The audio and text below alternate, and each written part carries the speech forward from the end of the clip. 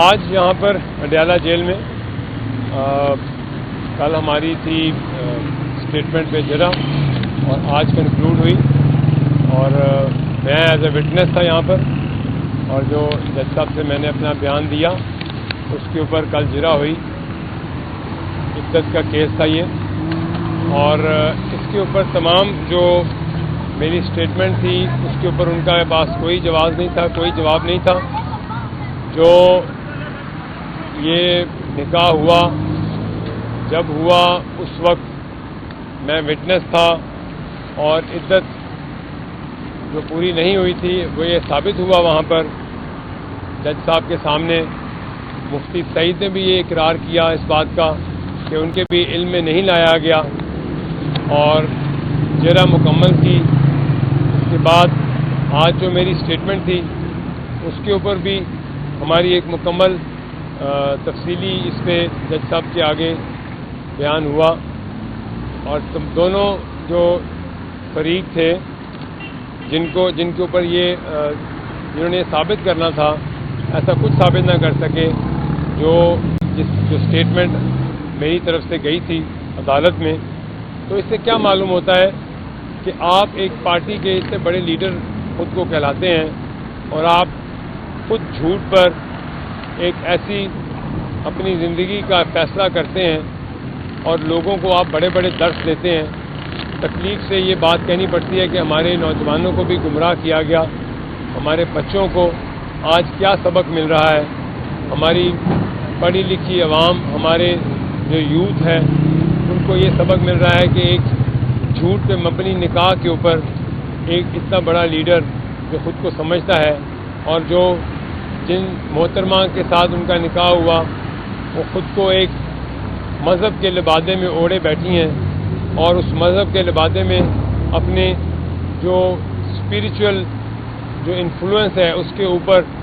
آ کر ایک ملک کے وزیر اعظم سے بڑے بڑے فیصلے کرائے۔ ملک کے ساتھ ایسا مذاق کیا گیا، اس ملک کے خوابوں کے اوپر ملک کے فیصلے ہوتے تھے، اور وہ خواب کے پیچھے در حقیقت ایک ایسا جوڑا تھا فراڈیوں کا، فرح گوگی اور جمیل گجر، جو پیچھے سے بیگ پکڑتے تھے، اور خواب کی تعبیر یہ ہوتی تھی کہ آپ خواب آئیں اور آپ کسی کو وزیر لگا دیں اور بڑے بڑے عہدوں پر فائز ہو جائیں۔ یہ تھا پاکستان کے ساتھ گھنونا مذاق جو آج ہم بھگت رہے ہیں، ہمارا پورا ملک بھگت رہا ہے۔ آج اس سے بڑی کیا شرمناک بات ہے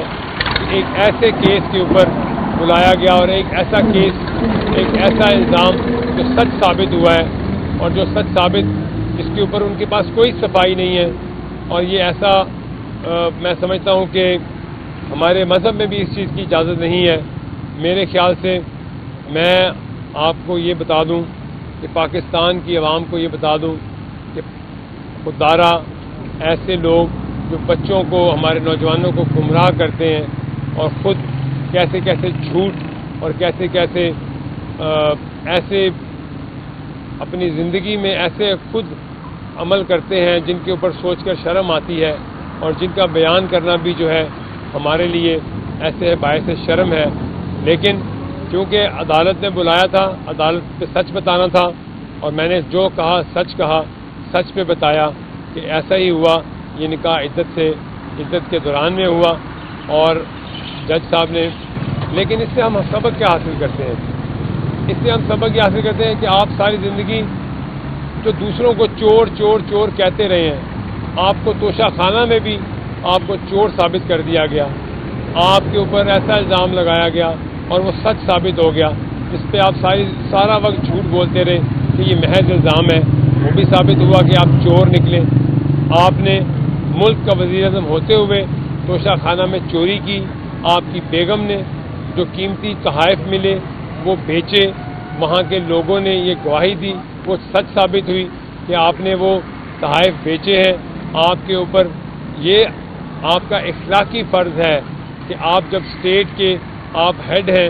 آپ کو لوگ تحائف دیتے ہیں دوسری اسٹیٹ کے ہیڈ، اور وہ آپ اپنے فرنٹ مینوں کے تھرو آگے جا کر نہیں بیچتے، آپ ان کی چھوٹی سی قیمت ادا کر کے آپ وہ پیسہ لے کر، اور آپ اپنے فرنٹ مینوں کے تھرو وہ پیسے کماتے ہیں۔ کیا ہمارے لیے شرم کی بات ہے کہ ہمارے ملک کا وزیر اعظم ایک साबका वज़ीर आज़म एक तो चोरी में तोशा खाना में चोरी साबित हो गई और वो चोरी के इल्ज़ाम में उसको सज़ा हुई है। आपके ऊपर साइफर के ऊपर भी साबित हो गया कि आपने इस मुल्क के साथ मजाक खेला, आपने इस मुल्क के साथ मजाक किया, उसमें भी आप सज़ा भुगत रहे हैं। आपने अपने मुल्क से ऐसा मजाक किया है, आपने अपने मुल्क के साथ वो किया है जो शायद हमारा दुश्मन भी ना हमारे साथ करे। हमारी यूथ को आपने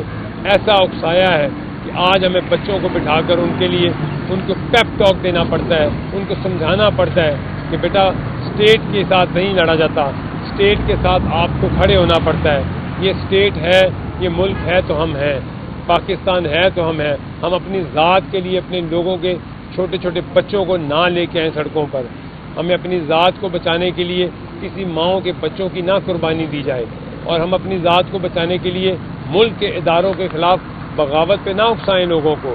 ये है हमारी रवायात, ये है लीडरशिप। इसलिए हम लीडर बनाते हैं लोगों को, इसलिए हमने ऐसी जद्दोजहद की थी, ऐसे पाकिस्तान के लिए ऐसे लीडरों को लाने के लिए हमने जद्दोजहद की थी। मेरा नहीं ख्याल, हमें आज मेरे लिए बड़ा तकलीफ दे लम्हा है कि मैं आज ये बात कर रहा हूँ, क्योंकि मैंने एक कॉज के लिए पाकिस्तान के लिए काम किया था, ऐसी जमात के लिए काम किया था, ऐसी जमात के चेयरमैन या लीडर के लिए काम किया था कि मेरे मुल्क के लिए कुछ बेहतरी आएगी। ये नहीं था कि वो बाद में एक ऐसे ख्वाबों के ऊपर फैसले करने शुरू हो जाएंगे, एक ऐसे झूठ पे मबनी अपनी ज़िंदगी के फैसले और ऐसा फ्रॉड करके एक निकाह कर लेंगे और किसी का घर तबाह कर देंगे। आज वो मानिका साहब भी यहाँ बैठे हुए थे और वो अपनी जो ऐसी दुख भरी दास्तान सुना रहे थे, उस पर दुख होता था कि उनका घर टूट गया, उनका घर तबाह हो गया। उनके बच्चों की बातें जो हमारे सामने आई हैं वो तकलीफ दे हैं, वो शर्मनाक है हमारे लिए कि हम अपने मुल्क के मीडिया में हम अपने मुल्क के लोगों को क्या बताएं कि इस जमात के लीडर ऐसे होते हैं जो किसी के झूठ किसी का घर तोड़ते हैं, किसी के बच्चों की ज़िंदगी तबाह करते हैं। मेरे ख्याल से मैं तो आप लोगों को यही कह सकता हूँ कि प्लीज़ अपने बच्चों को हम अपने मुल्क की खैर करें, अपने बच्चों को ऐसे लोगों से दूर करें जो कि मुल्क में अनारकी और लड़ाई और नफरत की फ़ज़ा पैदा करते हैं। और इंशाअल्लाह पाकिस्तान आगे जाएगा। पाकिस्तान के इदारों को जो लड़ाने की कोशिश करेंगे वो मुंह की खाएंगे और वो उनको इबरत का निशान हम बनाएंगे इंशाअल्लाह।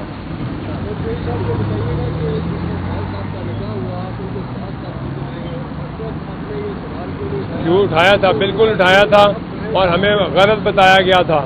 बिल्कुल पूछा गया था। ये मुफ्ती सईद साहब का भी बयान है, उस वक्त पूछा गया था तो उनका गलत बयान था कि जी ये टाइम पूरा हो चुका है, इसीलिए तो मैं खड़ा हूँ यहाँ पर, वरना मैं यहाँ झूठ बोलने थोड़ी खड़ा होता। क्योंकि ये सच साबित हुआ है, एक शख्स नहीं, दो नहीं, 3 लोगों ने साबित किया अंदर अदालत में कि इनको गलत बताया गया कि ये वक्त इज्जत का टाइम पूरा हो चुका है।